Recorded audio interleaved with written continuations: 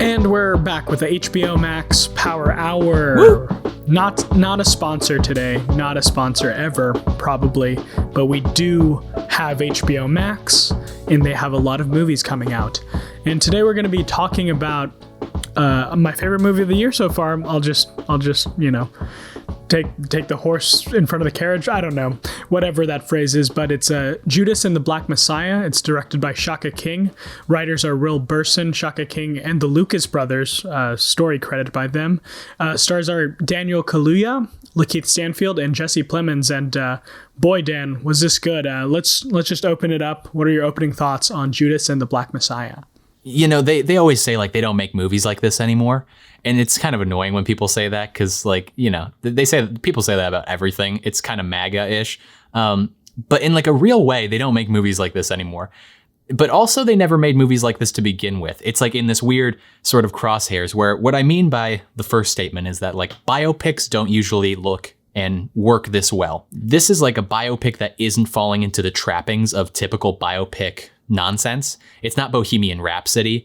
You know, it's not one of these lesser biopics that sort of is full of the cliches and trappings of the genre. You know, there used to be more risky biopics back in the day. I was watching this and totally different movie, but I was feeling some Dog Day Afternoon vibes. Just like there's a protagonist who you wouldn't want to be this guy and you don't condone his actions. And I feel like we're missing that a little bit. Like there was a big rise in the anti-hero because of Breaking Bad and some other shows that were really popularizing it. But while that was happening in television, I feel like we kind of have lost the anti-hero a little bit in movies. And so in that way, I think that this movie is so refreshing because it's, again, they don't make them like they used to. But they also have never made movies like this. There's not been a Fred Hampton movie. There has not been biopics like this that center Black stories and Black lives. So it's this interesting combination of these two things. And it's a lovely movie, a refreshing movie, a beautiful looking movie, a beautifully acted movie, a very well directed movie, and a really well written movie. And so those are just my opening thoughts, but this is a really, really good movie. And I can't wait to talk about every little detail about it. And yeah, my opening thoughts, I think this film really does tension super well. You're mentioning the anti-hero. We're not talking about Fred Hampton. We're talking about Bill O'Neill in it, played by Lakeith Stanfield. He's someone we've really appreciated since, like, I mean, I saw him first in Straight Outta Compton, and I'm like, that guy's going to be big. I probably didn't say that, but like in the back of my head, I was thinking it. And yeah, he's slowly become one of my favorite actors. And we'll talk about this when we talk about his performance. But like, I think it plays on this movie too. It's just so natural. Overall, though, very good time. I really enjoyed it. And it's just a movie that just got me thinking. And I kind of miss those kind of movies. Okay, do you want to start with Lakeith or do you want to start with Shaka King? Because I'm equally interested in both of these two figures. I was giving some love to Lakeith, so let's talk about Shaka King. Okay, so I have no idea who Shaka King was before this trailer and before this movie came out. And it's just been funny watching people do interviews acting as if they knew who Shaka King was. But he is like, he's been around. He's 40 years old. He's been doing a lot of TV. He did episodes of like Shrill and High Maintenance and People of Earth. And he's done a bunch of short films, and he did a feature film called Newlyweds, which I have not yet seen, but it's a comedy. And so most of his work deals in comedy. He and the Lucas brothers, who are also two stand-up comedians and comedy writers and comedy performers. Yeah, very funny guys. They all come together and make a movie that's not very funny at all. Yeah, I mean, I think just in general, like the best drama can come from comedy. I mean, Robin Williams in Good Will Hunting is a perfect example of that. But also, in everyone's defense, who are talking about like that they like know Shaka King and all this stuff, like it does sound like a famous person's name already. Shaka King sounds like someone who should be super famous and like very well renowned. So like when I heard this film was directed by Shaka King, I'm like, oh, that must be someone I know. But I was shocked to see that this is like his first like big feature, like pretty much, especially with like actors of this caliber. But yeah, I think he did a wonderful job. Back to that opening shot, I think it sets up like Bill O'Neill super well, and just like again we talk about this a lot, but like just like showing not telling is always great, and that opening shot that is kind of a one shot, and we love our good one shots, and again it sets him up like this Humphrey Bogart-esque detective, and then it just like pulls the rug from under you. It subverts your expectations just like good comedy does. I want to talk a little bit because I think that scene is a good jumping off point. I have a couple of quotes from Shaka, particularly with that first scene. Shaka was talking about the character of Bill O'Neill, and he said that he displayed a lot of the tendencies of entrepreneurs and titans of industry. And he said that if Bill O'Neill was a white man, he'd be a titan of industry. He'd be Donald Trump. I thought that was really interesting, and I totally agree with that. And I think this opening scene really sets that up. He's just out to do whatever he's got to do. The same sort of sociopathic tendencies that he displays are the same things that like titans of industry display.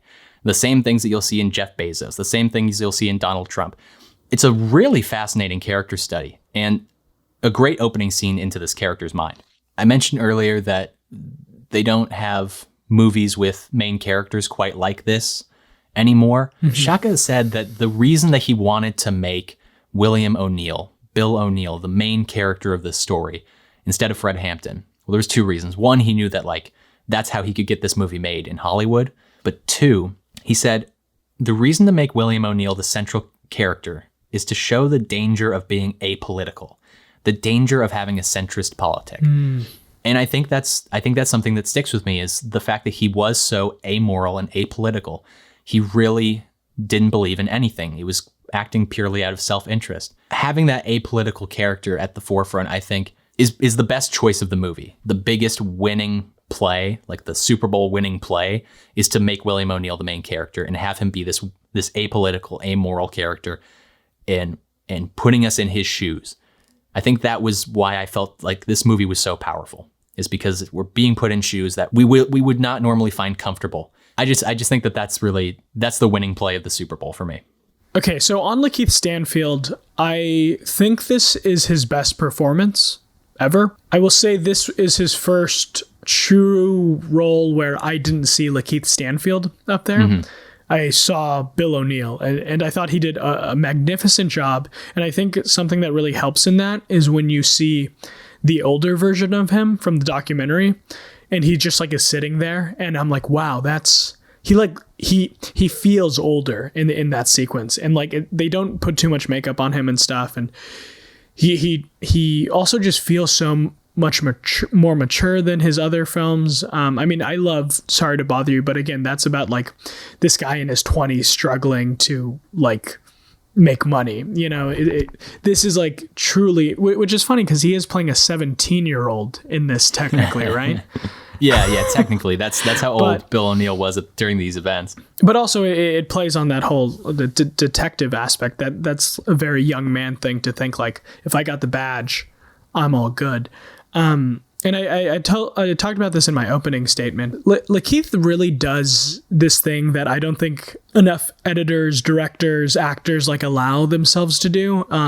He like stutters a few times. He doesn't say his lines perfectly. It's like very natural, and that's something I just really just cherish about Lakeith Stanfield's performance in this, and just like in general, like he's a very gifted like natural performer.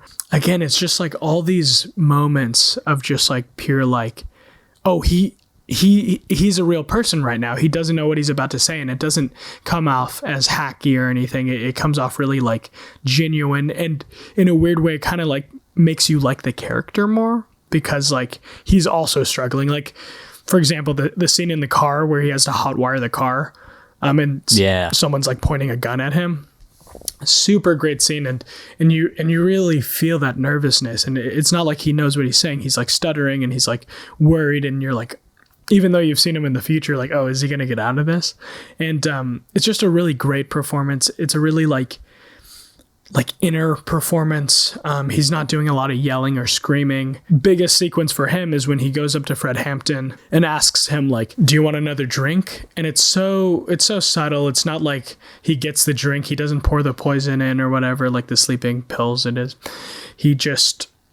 it's just all in his eyes, and it's so sad. And like, if I was Fred Hampton in that moment, I don't know if I would let him get a drink for me, because he looks very, very sad and upset about something.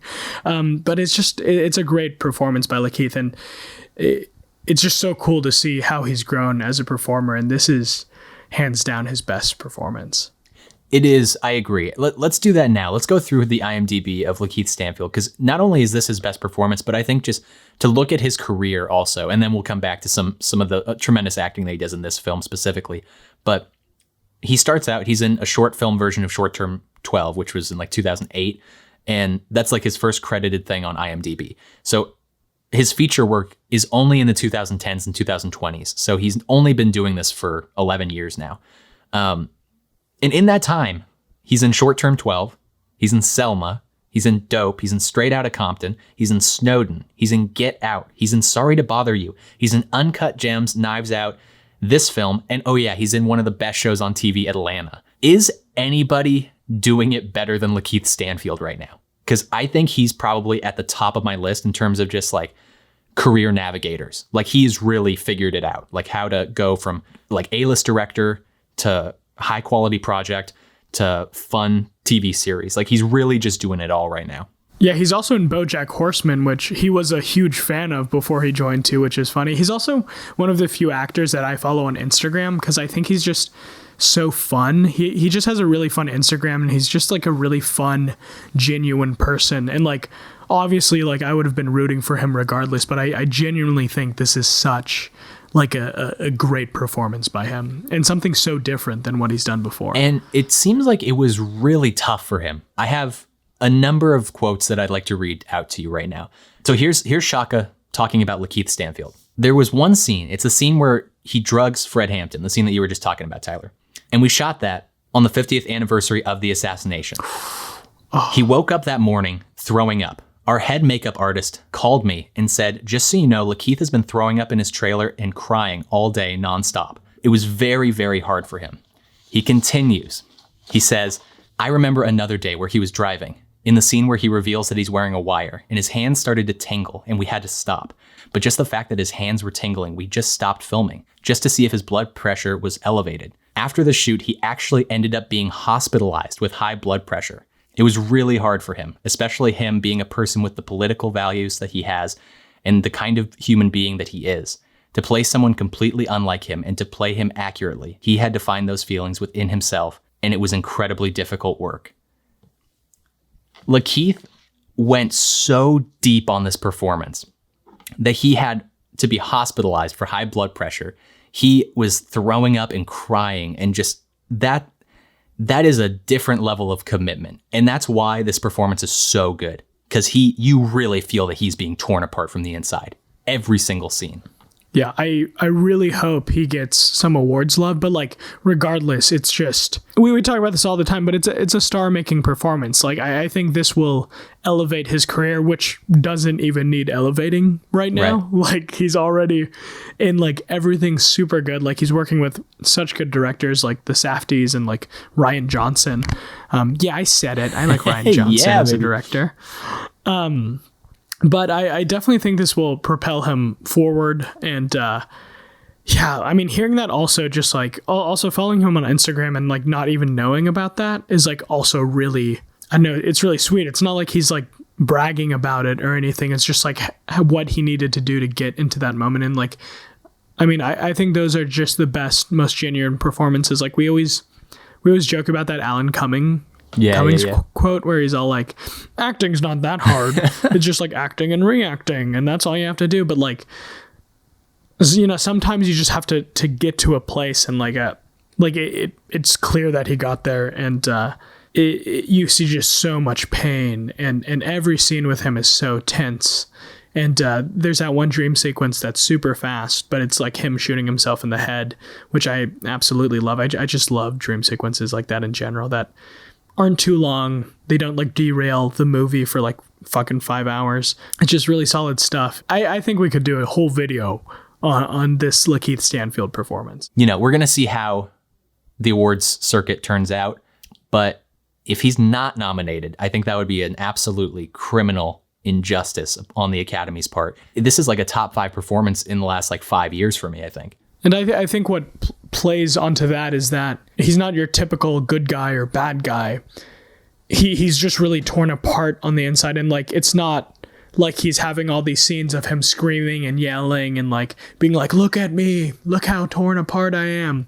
Like I just watched Brothers with Tobey Maguire and Jake Gyllenhaal. It was fine, but there's literally a scene where like Tobey Maguire's just like destroying a kitchen in front of Natalie Portman, and he's like, I have PTSD and like it's really hard to be in war, and like it's really good and stuff, but like again, there's something just about looks, and we always talk about that. We talk about it in Fargo all the time. Like when someone gives a look that is just so like impactful and subtle, it just makes a performance that much better. Like a lot of people make fun of like Mark Hamill, like over the top acting and stuff, but I always call back to his look to Carrie Fisher in The Last Jedi. Yeah. Carrie Fisher realizes that Mark Hamill is a hologram, and he just gives a look of like, pretty cool, huh? Like it's like such like a like pretty sick magic trick that I'm doing right now, huh? And it's like so subtle, and like every time I watch that movie again, I'm like, wow, that's great. And I'm gonna think that with Lakeith's look to Daniel Kaluuya at the end of his last scene with him. And kind of going off that, do you want to get into Fred Hampton? Absolutely, the character and the performance. I guess I'll start with what did you know of Fred Hampton before this movie? Because I knew the name. I knew that he was associated with or was a member of the Black Panthers, and I knew that he was murdered. And that's all I knew. So I vaguely knew of him, but I really didn't know the story. And so I'm curious, what was your level of knowledge about Fred Hampton coming into this? It's funny because like he is someone I think we should learn about in schools. Yes. Like growing up, but we never do. I didn't come across Fred Hampton until like college, like a little at the beginning of college. I think I was just looking into like the civil rights movement a little more. And it's just kind of crazy that this guy played such a significant role, and like he's just not talked about at all. And like the FBI like definitely murdered him. And like, you know, like you hear MLK and Malcolm X, and like all you basically know about the civil rights movement is like Malcolm X was a little extreme or very extreme, and then MLK was perfect, and like he stopped racism, blah blah blah. That's it. But like there's so many more leaders that aren't talked about at all. Like I feel like Angela Davis, who appears briefly in footage at the beginning of this movie, like I feel like she rarely gets talked about. I think she's a professor at Santa Cruz now or something. But it's just like all these people are just horribly like misrepresented and underrepresented like in our history books. And like just watching this also, I didn't know anything about Bill O'Neill, but like I knew some stuff about Fred Hampton, and Daniel Kaluuya really brought it as Fred Hampton, and it's not as subtle as Lakeith Stanfield's performance, but like it's almost a spot-on impression that doesn't feel like an impression. It's like a real performance. He's really embodying Fred Hampton, and it's great. Yeah, when you watch, at least when I went back and watched some footage and the clips that you do see of the real Fred Hampton at the end of the film, when you watch the way that he speaks, and not just the cadences, but also just the magnetism and the things that you almost kind of can't even, I couldn't mimic certain things that you do, Tyler, and you probably couldn't mimic certain things that I do. You could probably catch small little details,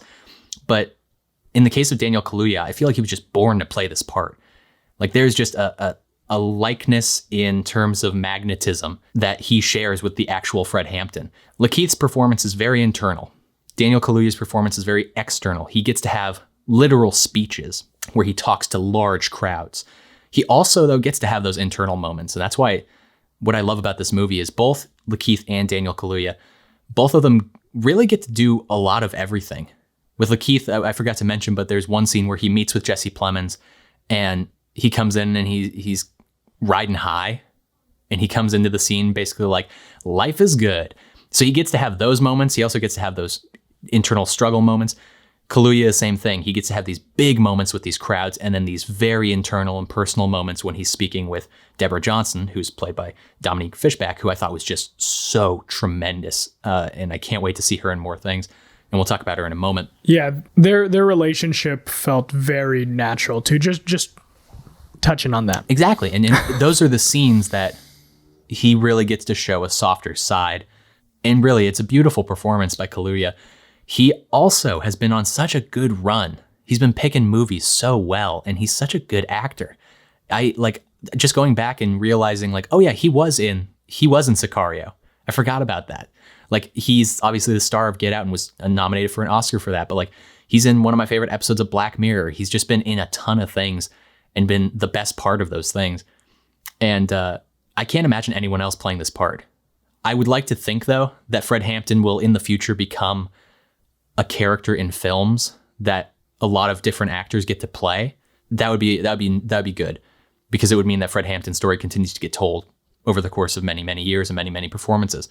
But Daniel Kaluuya just brought something that it's hard to imagine anyone else bringing. What a great Fred Hampton. He really embodies like every aspect to him. There's some scenes of him in prison and kind of on the cinematography in this one and the shot composition. Like, this whole movie is about faces, really. Like, it has such close-ups and it works really well with those close-ups. Like, and it doesn't feel claustrophobic. It's the strangest thing. Like, Daniel Kaluuya is giving this like rousing speech that Jesse Plemons is also at it, and we'll get into Jesse Plemons in a sec, but that was a really, really great scene. But like, they really just stay tight on like his face, and it is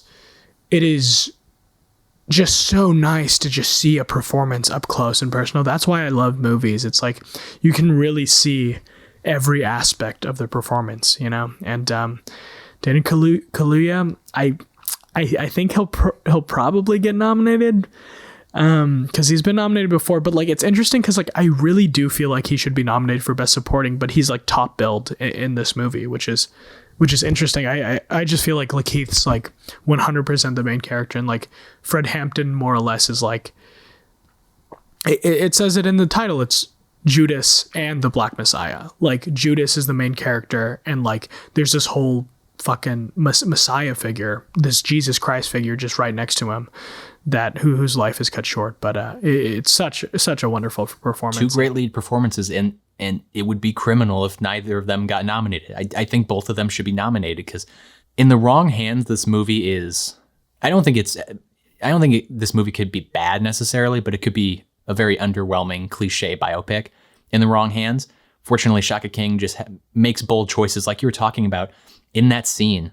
And I want to go in depth later on that particular scene that you were just talking about. But just to briefly mention, when to cut to the audience, when to cut to Lakeith Stanfield's character, when to cut to Jesse Plemons in the crowd, when to cut to Deborah Johnson. It was so well orchestrated. And to your point about just watching a performance, it's probably going to become a habit of us sort of comparing the current film that we're reviewing to the one that we just reviewed. Because in contrast to The Little Things, which we just reviewed, that movie was cut it was so snappy and choppy and in a very bad and sort of distracting way. And it didn't allow a lot of the performances to just sit and just live. In this scene and in the entire film, there's moments where they just let it sit, and they just rest on a face, like you said. And in this scene, there's multiple times where they could cut away, and it might be, you know, when you're cutting together a scene like that, where he is in front of a big crowd, and you want to get the audience to be hyped. You might initially think, okay, let's get really choppy with it, because the more sporadic the cuts, the higher your blood pressure rises, because you're jumping back and forth, and so you start to feel the sort of feeling that's happening in the room. But instead, it's just as magnetic and it's just as powerful, holding on his face in this, you know, shot that's looking up at him, at this Messiah figure, because the performance is so powerful. Knowing when to let the performance live on its own, when to not cut away from it, that's what makes good directors, I think. Just living in that moment with that character and that performance, that's why this movie is like really good. That's why this movie is not just your average biopic. It actually goes so much further, because Shaka and Daniel and Lakeith and Jesse and Dominique and all of these people are just working on a different level. I concur with everything you say. Let's continue going on. Third build. Let's talk about Jesse Plemons. He's one of our. Again, I feel like this movie's in some ways kind of made for people like us. We really like all three lead performances and performers just in general. And Jesse Plemons used to be called Meth Damon because he looked like Matt Damon and he was on Breaking Bad. But I think he has become such a better actor than Matt Damon. I think Matt Damon will always be the bigger star, but I think Jesse Plemons, talk about his IMDb page too. Like it's incredible. And he is really good in this movie. And like, you kind of feel for him sometimes. And then other times you're like, no, he's like a piece of garbage. But like, there's also like, surrounding him is also just like these older pieces of garbage that are just worse. And like, I mean, his character is very representative of like, just like kind of like I'll just say, for lack of a better term, the more conservative experience of today, where it's like, you know, J. Edgar Hoover's parents were like slave owners, probably, because if you do the math there, and it's like he's less racist than them, and then like the next generation is less racist, and like it slowly becomes like better, and like they see people as people. But like with Jesse Plemons' character, it's like he's still in that awkward phase where he's like in his 20s or 30s during the 60s, so he still has like a lot of like just like pent-up aggression. I mean, like there's that one sequence where Martin Sheen, who looks, oh my god, he looks so old. I can't stress this enough. And the makeup's okay. The makeup is kind of weird. Like, it's a little distracting. Just to talk about Michael Sheen. Yeah, it's kind of distractingly like what's wrong with his face? Like, it's just it's so strange. Anyways, there's that one sequence where J. Edgar Hoover and Roy Mitchell, played by Jesse Plemons, are talking, and they're talking about his kids. Then they talk about his young daughter, who's I think 6 months old. And then he's like, what if she comes home with like a black man? And it's like so uncomfortable, because like obviously today we would just be like, that's fine because human beings.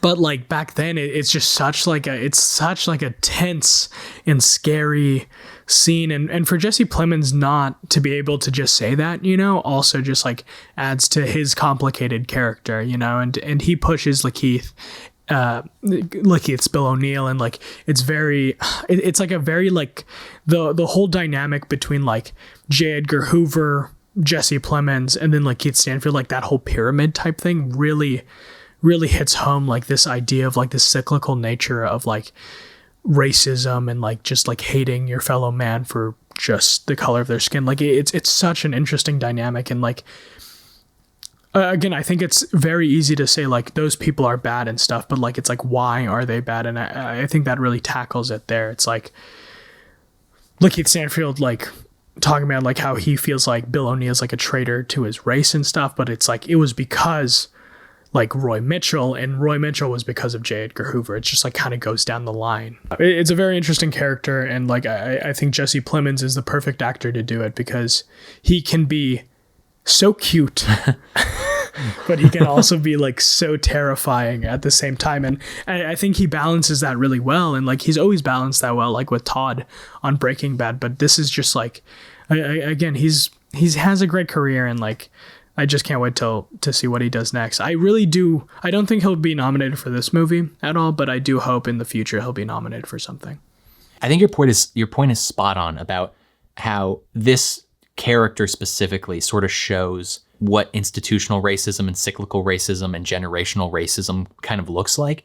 And again, why I'm trying to figure out how to best communicate when a movie is good and when a movie is bad, why that movie is good and why that movie is bad. Because there's obvious things, like you could talk about the performances, you could talk about the editing, you could talk about the cinematography. Those things are pretty obvious. But in this case, the Jesse Plemons character, in a different movie, in a lesser movie, that character is just a cartoon villain.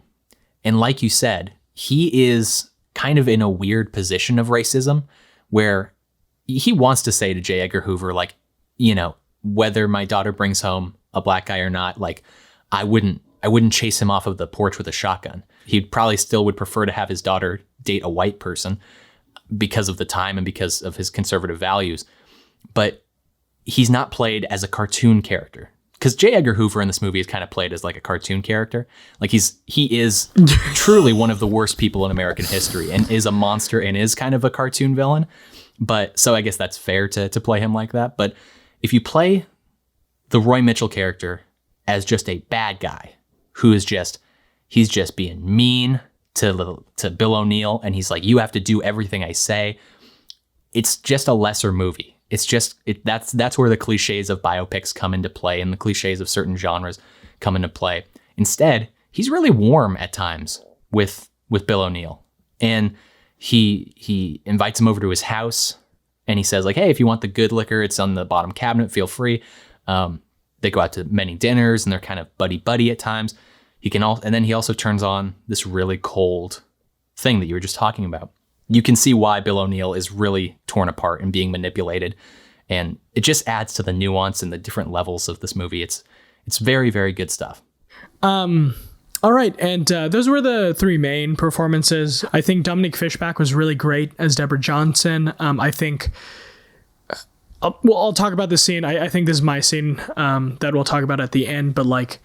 again, spoilers. This whole thing has been spoilers, but just so we know, when Fred Hampton dies, I think Fishback gives such a subtle, great performance where she just doesn't cry, and it's that whole thing we're talking about faces, like it's just right up there. And all you hear is like people being like, oh, like they say something like, oh, like he's still kicking or something. And then you just hear two shots, and it's just, you don't see it. You just hear it, and you see the expression on Dominique Fishback's face. And it's just heartbreaking. And like, I also just think her casting is so cool because like, she's not traditional Hollywood. Like 20 years ago, she wouldn't be this character, which is like so stupid because she's like beautiful and like obviously like it would have been Angela Bassett 20 years ago. Right. Yeah. Which again, nothing against Angela Bassett, but like again, traditional Hollywood attractive. Like that's something I also really like about this movie. I feel like everyone's kind of like I mean, like Daniel Kaluuya is kind of like a little bigger than he normally is for the role, and then like Lakeith Stanfield like just looks like a normal person, and like same with Jesse Plemons. It's just really great to see like not like 100% like Hollywood like starlets like Tom Cruise or Sandra Bullock in a movie, and just people that look normal, and I think Dominique Fishback really just gives a great performance, and like it's a lot of fun. She's so good in this movie. There's just a kindness to her face, and again a warmth. She's able to just go toe to toe with two of our favorite actors in the world during the course of this movie. Yeah, I'm really happy that Shaka King went with her, because I think we've been talking about this a lot with a lot of the movies we've been doing. There are less and less we're seeing the traditionally handsome lead actor or like beautiful lead actress. Obviously, those movies are still getting made. I'm not going to pretend like, there's a huge renaissance of people that look like normal people. But there's just like slightly more, there's just slightly more of it. And Shaka King said that when he was writing this movie, or co-writing this movie, he was writing it with Dominique Fishback and Jesse Plemons. Those were the two actors that he was writing the characters for. And I think that sticks out. I think, again, in a lesser movie, Deborah Johnson is just a sideline character. But what I love about her character in this movie is it brings up a really interesting point about men in revolution. During that scene where Daniel Kaluuya is giving this big speech, it keeps cutting back to Dominique Fishback. And she's crying because she's pregnant, and she's hearing the love of her life, talk about how he's willing to put his body on the line. He's willing to die for the revolution. And then later in the movie, when they're back at their apartment, they have that beautiful conversation about how you can do that. You can die because you're a man, and you're willing to die for the cause, and that's great. But I am literally carrying another life inside of me. So like the politics of gender within revolution is really interesting, and her character brings that to light in this movie, and the performance is just so breathtaking and so tragic, and so and she's playing a real person that's alive today, and I can only imagine that Deborah Johnson would be really happy with this performance. I was pleasantly surprised to see Aston Sanders was in this. Most famously, he was Chiron in Moonlight, which is one of our favorite movies. But a little smaller role, but definitely just like the first time he starts talking, and we haven't really talked about this, so I think we can touch on this with him. It was really interesting to see Fred Hampton's ideology when it came to unity. It wasn't just like all these Black civil rights leaders need to combine forces.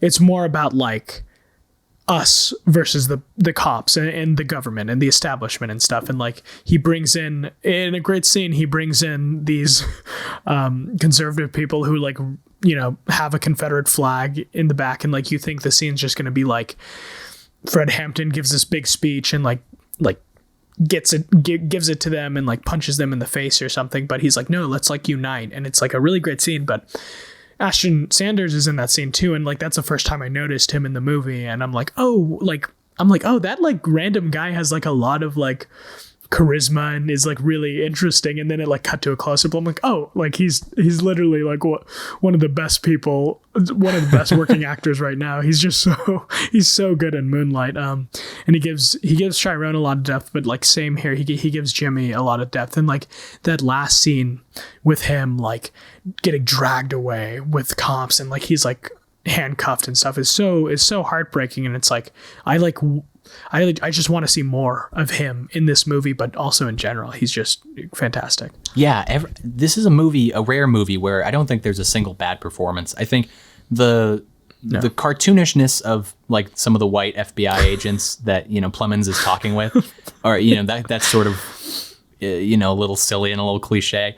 But aside from that, because obviously that's totally fair game to lampoon, because these guys are scumbags and monsters. So you could play them as like silly goofballs, because you already have the Plemons character who's adding the nuance to that conversation. But aside from that, I think every single performance is just spot on. There's nobody that gives a bad performance in this movie. Everybody is good. And some of those smaller characters are given such depth and life, even though they don't have a ton in the movie. But like Jimmy, like I remember who that is. Like normally after I watch a movie, like we watched Trial of the Chicago 7, and I'm like Fred Hampton was in that movie, and I was like, who is that guy? Oh, that was Fred Hampton? Oh, okay. Like wait, I like only know like 3 of the Chicago 7, really. Yeah. And I know one of them because like it's Jeremy Strong from Succession. So like but yeah, everybody in this movie is really good, and with those characters, with Jimmy and with Jake and some of the side characters, and you can also see how far they're being pushed by these scumbags, these racists, these cops. So like when Jake takes that final pop on that one cop, I wasn't sitting there like, oh, what a monster. I was sitting there like, that's not great, but you can't push a guy this far. You can't do this, you know? Also, just on that real fast, I just want to, again, I was listening to some big ass editing headphones that I have. But the gunshots in this movie like really sting. Like it really hurts. Like that's something we kind of haven't touched on yet. And just since we're talking about Jake and like that whole sequence, like I think the gunshots have really like I don't know. Sometimes gunshots in movies are just like, that's fine. But like these are really loud. They're very prominent. Like when someone gets shot, it's like you're like, oh my god, like whoa. It's like it's really like it makes it feel like a war, and like it really was. But like we don't look at it like that. We look at it like a movement. But there was deaths and there were gunshots, and like I think again, whether it's Shaka King or like the editor or the sound designer here, like they did a fantastic job with the gunshots. I think just in general, the violence in this movie, it feels violent. That's very necessary. It was sometimes you see a movie that's rated R and it's kind of a soft R because it's just got some language and like some mild violence and not a ton of blood. But like there's blood. There's the crackle and the popping and the sound design of gunshots and impacts and stuff is really violent, especially in the scene where Fred Hampton is murdered.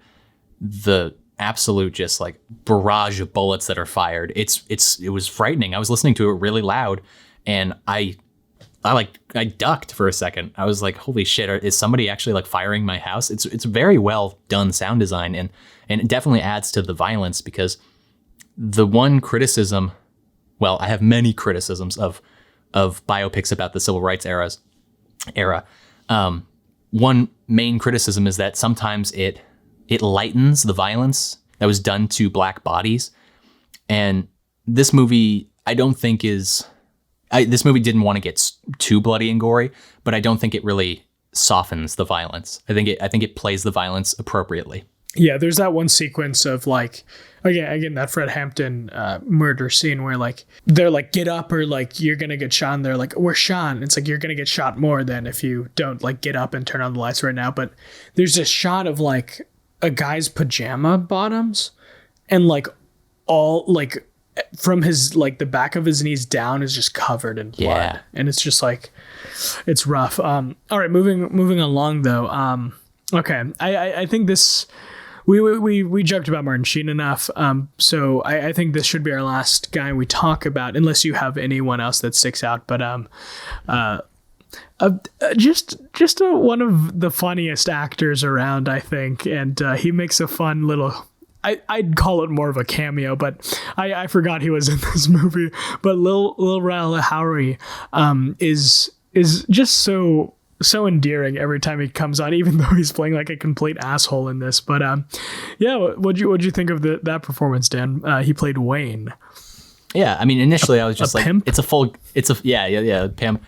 When he showed up, I was like, it's a full Get Out reunion, but we just need Allison Williams, and we got the show on the road. Yeah, no, it kind of threw me off in a way, because I'm like, he's just going to play a fun side character. And it's like, here's how you're going to drug Fred Hampton. It's like, right. Whoa, that's crazy. And I really think that the end of that sequence also just calls back to every fear that Bill O'Neill has in this movie. It's like, some guy's randomly going to tell him this, and then he's going to like make him do this and that. And then like at the end, he's going to be like, who are you? And then he's just going to be himself, like his biggest fear is just that he's going to be his own downfall, which he is, like, in every regard. And that was just like a nice way to bring it around full circle for him. Okay, so let's talk about a sequence that really stuck out to us. Dan, I'll let you go first this time as well. There's a number of really memorable moments from the very beginning, going into the club and trying to steal the car sequence, to the first interrogation sequence, to some of the dinner scenes between Clemens and Stanfield. But I think there's a stretch of the movie that is perfect. I rewatched it today, which is one of the joys of, the movie being available on a streaming service, is you can rewatch it. There's a sequence that is basically perfect. And I was trying to pick out, like, would I change anything in this shot to that shot to this shot? The sequence starts when Fred Hampton gets out of prison. They come to pick him up. It starts off very sweet. They have this reconnecting moment, and they get in the car, and then they drive off, and they go to the party at the newly rebuilt headquarters for the Black Panther Party. And it's, again, really sweet. Fred Hampton is like, oh, how did you guys do this? And everyone's like, Bill O'Neill was basically responsible for rebuilding. And he's like, thank you. And you can see Lakeith sort of breaking a little bit, because he knows that he hasn't done the ultimate deed yet, but he's still, he's a rat. After that, it goes into the sequence the scene that we've been talking about, the big speech where Fred Hampton's like, I'm back. And he lays out, you could kill a revolutionary, you can't kill a revolution, you can kill a freedom fighter, you can't kill freedom. And he's just, it's one of the best speeches in the whole movie. And there's so much going on. The cinematography is just breathtaking. There's the stunning shot of Lakeith Stanfield standing in like the right-hand corner, obscured by bodies in the crowd. He looks out and he sees Plemons. It's the same thing, but on the left side of the frame. Fred Hampton's giving this incredible speech, and literally every single choice in that sequence, and it spans like 15 minutes, is just perfect. It's just so good. And that is, I think, the best like stretch of the movie. Whole movie's great. There's not much I would take out of the movie. I don't think there's really anything I would take out of the movie. It's a very efficient movie in terms of its storytelling. But that's like one of my favorite sequences. It's just humming, because it gives you everything. It gives you really beautiful emotion. It gives you really like tense emotion, and it gives you really like vibrant revolutionary emotion. Yeah, that's a great sequence, and I definitely agree. But my sequence I was going to talk about that I felt was really solid actually happens a little earlier, but it's the shootout sequence, and I think one of my favorite characters appears that we haven't talked about yet. It's I think he's credited on IMDb as super Italian cliched cop guy. I think that's his name. But he's basically just like, hey, here we are, like, hey, we're out here and like we're in Chicago, and I sound like this for some reason, but like here we are, and like I'm gonna get you, like we're gonna get you out of there, and we're gonna burn this whole thing to the fucking ground. Yeah. And he's like so cliched and stuff, but the sequence is also really good because it puts Bill O'Neill like in real peril, and like it's not only peril from the police obviously, but it's also peril from his own like side that he's in right now, and like he's like, oh, I'll just go up top, and like he wants to get shot, and like by the end of it everyone in the building gets arrested, and then Lakeith Stanfield just kind of like walks away, and then he has the fucking hat on and he like takes it off. I think it's just kind of like a fun little sequence, a fun little shootout that's like pretty serious, and again the bullets are hitting for real, but that fucking Italian crazy ass cop is just so funny. Like we talked about it in in Fargo too. There's just like some cops that are just so coppy, and like every time I see a cop that's so coppy, I'm gonna call it out because this guy was just like, oh, okay, here we are. Hey. it's just ridiculous that like they make the cut sometimes. But yeah, that's just the sequence I wanted to talk about a little because we didn't talk about it. And in my notes, I said, he's so Italian. Wow. I guess coming towards the end here, the movie is very fair. It's not painting with too broad of a brush. It's very, very clean strokes that I think paint all the characters in an honest way. And because of that, made me buy in and believe the emotion even more. Yeah, that's a great point you make. And I really do agree with that because, like you said, I think this is a very fair representation of what happened. And I feel like this should be kind of like the goal going forward. Like there's no weird, like in Trial of the Chicago 7, you like really know what side Aaron Sorkin's on. Yes. And like just the ending of that movie is super Spielbergian in like kind of a bad way. And it's very like over the top, and like the bad Joseph Gordon-Levitt character like gets up at the end and he's like, I'm paying my respects. Yeah. It's like, okay, dude, just chill out here. And like there is no cringy moment like that. And like how they were setting up Jesse Plemons kind of, and like even like Bill O'Neill in some ways, I was like, oh, are they kind of going to have that? I think this is a term we can coin right now. Are they going to have like that JGL in Trial of the Chicago 7 moment where it's like, I'm not that bad of a guy. Right. Yeah. But they don't, they really show them for who they are. And like, I feel like Jesse Plemons' character makes decisions based off his privilege and stuff. And like, it's not like, I think if anyone else was in that position, they would do the same thing, and I always love when movies make you feel like that. Yeah. And Bill O'Neill is acting out of pure self-interest. It's, not often are you going to see a movie where, well, one, you're not going to see a lot of movies where the lead actor and the lead character is black. Two, you're not going to see a lot of movies where the lead actor, lead character is black and they're kind of the bad guy, because that's, in terms of just like the politics of representation, that's not what you really want, because there are so few leading roles for black actors. Then on top of that, the Black Panthers, I think, have been historically, well, obviously criminalized, but also just in terms of the way that we don't learn about them in school. Words have been used to describe them like militant and aggressive and violent and basically dog whistle racist terms. And their history has been sort of washed over in American education. There's obviously bad moments. They don't have 100% success rate. There are deaths that are accumulated through some violent actions, but for the most part, it's a great organization that was in pursuit of doing something that was really important, and they were doing the good work and fighting the good fight. And so, again, it could have been really easy to deify the Black Panthers and make them 100% unimpeachable, but instead they make them like 95% unimpeachable, which I thought was accurate and honest to real life. And you know, I think more movies about the Black Panthers. I think that's what we need going forward. I mean, I think that's where we're going for in the future. I think it's criminal that we just haven't really heard about Fred Hampton and stuff. He should be a name that we really know. And I mean, just based off the last 6 months, like, he's been in 2 movies and he's been talked about more. And same with Bobby Seale and like all of these people that, like, again, didn't get the MLK treatment, but like, okay, so they did get the MLK treatment at the time, but like the since martyrismed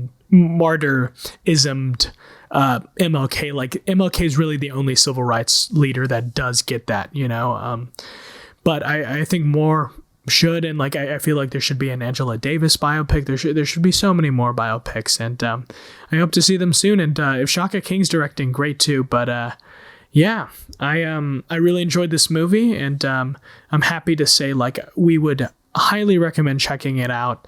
I think our discussions are vague enough that, like, it's not like we're really spoiling it. So yeah, I think there's one quote that I wanted to say that Fred Hampton says early on that I think really, like, kind of sums up the film, but also how apparent and important it is today. He says, "America's on fire right now, and until the fire is extinguished, ain't nothing else mean a goddamn thing." I've been Tyler. I've been Daniel. And this is another Nothing Notable podcast. Subscribe and comment and like and all that good jazz. We'll see you next time.